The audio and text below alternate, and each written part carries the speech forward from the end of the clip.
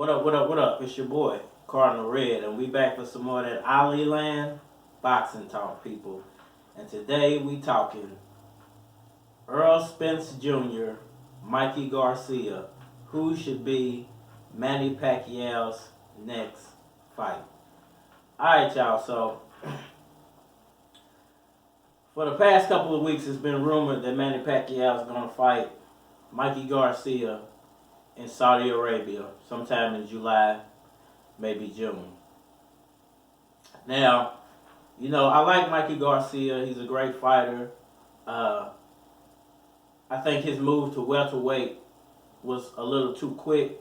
I think he had to, because the amount of money he could make in the lower weight classes just wasn't what it could be at welterweight. And he's a naturally bigger guy. Well, I wouldn't say naturally bigger, but for his size, he has a naturally bigger body, or a naturally bigger build. So he can hold the weight at 147 pounds, but I just don't feel like he's at an elite level at 147. I think he came in a little too fast. Going in and fighting Errol Spence Jr., I think that was I don't think he should have came in that quick into 147. I think he should have went with more of like a Danny Garcia or even a Jesse Vargas, who he just fought. That should have been his introduction into 147. He shouldn't have jumped straight into the lion's den.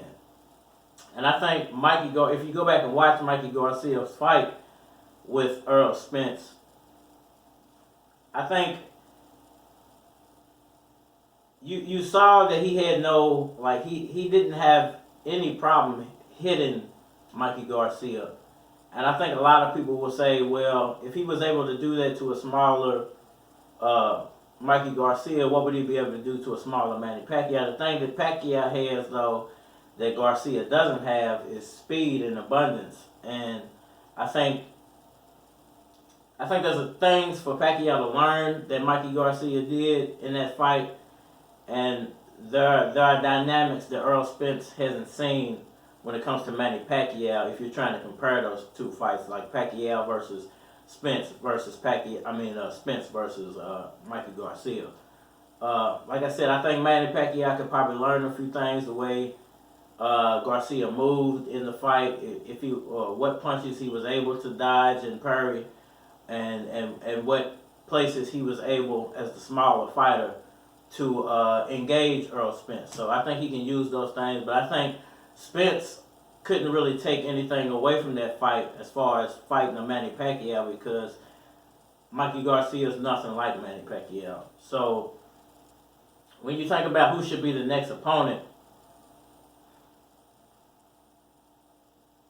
because Pacquiao is gaining so much momentum in the later stages of his career, and Errol Spence is trying to get to that level, and Mikey Garcia is just trying to build his welterweight resume up, you got to put Spence above Garcia. I mean, there's really no argument.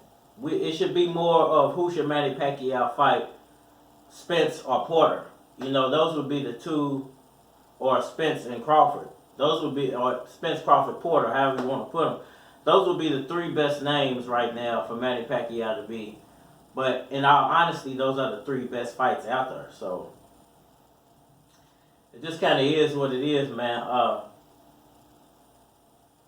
If he fights Mikey Garcia, I don't think I would support it as far as buying it on pay-per-view, because I don't think Garcia has a chance of beating Pacquiao. I really don't. I don't think he has enough welterweight experience, and I think Jesse Vargas is not a worthy enough opponent to base your opinion off of whether he could beat Manny Pacquiao. We saw Manny Pacquiao dominate Jesse Vargas. I think a lot of people forget about Pacquiao versus Vargas. Manny Pacquiao pretty much destroyed him. So I don't think you could take Mikey Garcia's last fight and say, well, he did this, that, and the third, and he'll be able to do that against Pacquiao. Jesse Vargas is nothing like Manny Pacquiao. You know, there's no comparison. So, and then here's another thing, another dynamic. So, and this is what one of my subscribers mentioned in one of my previous videos about Errol Spence fighting Manny Pacquiao, is what condition is Errol Spence actually in? Is he in a good enough condition to jump right in without a tune-up? You know, I've said in the past he should take a tune-up, but being that he is an elite level boxer, and tune-ups are not big money fights, and it's possible he could get exposed in a tune-up. So if he's not in, if something happened to him during that accident, and he's not the Errol Spence of old, I think if I'm his managers and I'm his trainer, and I can see this, I think I would, unfortunately, this is what I would do. I would actually just play off the name. You know, you have to make as much money. If he's going to go out there and still be willing to risk his life knowing he can't compete anymore because of the accident, you might as well get, like the young people say, the bag, and just end your career. But do it against the best. If instead of going out there and getting upscaled by nobody in a tune-up and getting exposed because you're more broken up inside from the car accident than you wanted to lead on, you might as well go get the bag, fight Manny Pacquiao, let him beat you, knock you out, or whatever. Hopefully you'll be okay, and just bow out of the sport of boxing. You know, there's no need to bring yourself down to a lower level just to test the skill that you have when your name is so big at this point, basically. Let me know what y'all think, man. Mikey Garcia or Errol Spence Jr., who should be Manny Pacquiao's next fight? Let me know down in the comment section. Hit that like button for me. Please subscribe. Got some new things coming to the channel I'm about to start working on, man. I hope y'all stay tuned, man. I hope y'all, like the new content, man. I got some new things I really want to throw out here.